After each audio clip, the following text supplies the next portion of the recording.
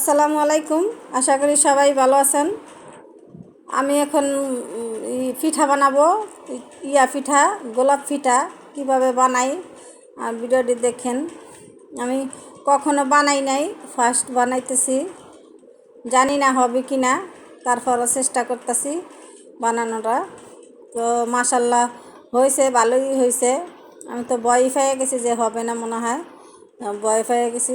তারপর হয়েছে পিঠাটা হয়েছে। এখন আমি আটাটা মাইখা নিতেছি, দিয়ে দিলাম বলে আটা, তারপরে দিলাম লবণ আর দিলাম পরিমাণ মতন কুসুম গরম পানি। এটা দিয়ে আটাটা মাইখা নিব। তেল দিছি, তেল দিয়া আটাটা ভালো করে মাইখাইয়া তারপরে যে লবণ আর দিয়া পানি দিয়া মাখায় নিতেছি। এখন আমি রুটিটা বেলে নিব। যদি আমার ভিডিওটি ভালো লাগে তাহলে সবাই শেয়ার করবেন আর কমেন্টে জানাবেন। আর আমার ভিডিওটি দেখার আগে লাইক দিবেন।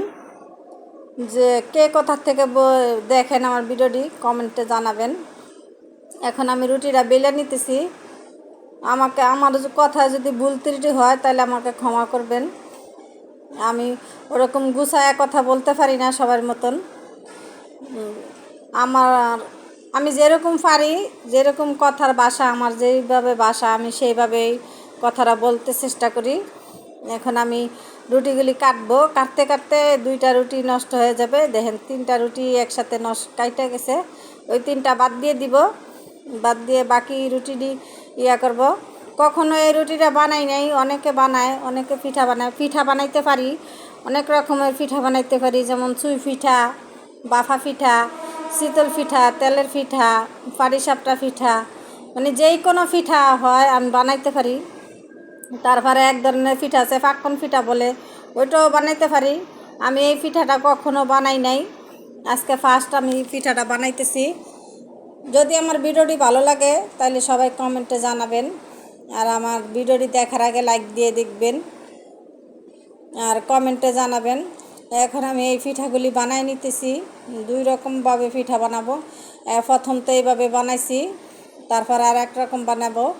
এই যে পিঠাটা একসাথে 3টা পিঠা নিয়ে কাইটা নিব, 4টা টুকরা, 4টা ভাগ করব। 4টা ভাগে তারপর পিঠাটা আমি বানাবো। এখন রুটিগুলি সব দিতেছি। এই যে 4টা ভাগ করতেছি, সমান সমানভাবে 4টা ভাগ করতে হবে।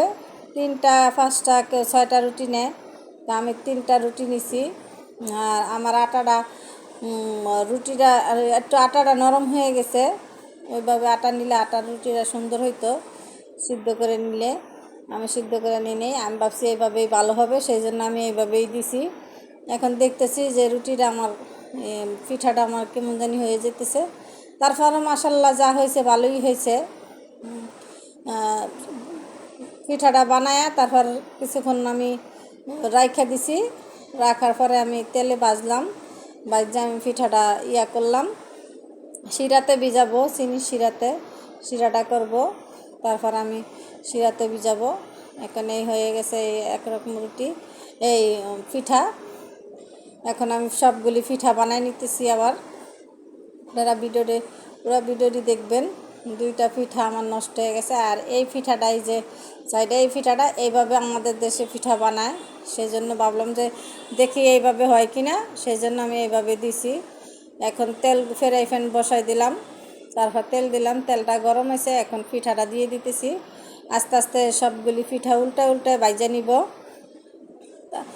লাল লাল করে ভাজবো। ওরকম বেশি লাল হবে না, আবার বেশি হবে না, একদম কড়া যাবে না, বেশি করা যাবে না। সেই জন্য মিডিয়ামভাবে ভাজবো, যেভাবে পিঠা হয় ভাজা কালার আসে ওইভাবে। এই যে হয়ে গেছে পিঠাটা। এখন পিঠাটা আমি নামাই নিতেছি। তারপর আমি চিনি শিরাটা করব। পিঠাটা ভাজা হয়ে গেছে। আর 4টা পিঠা আছে।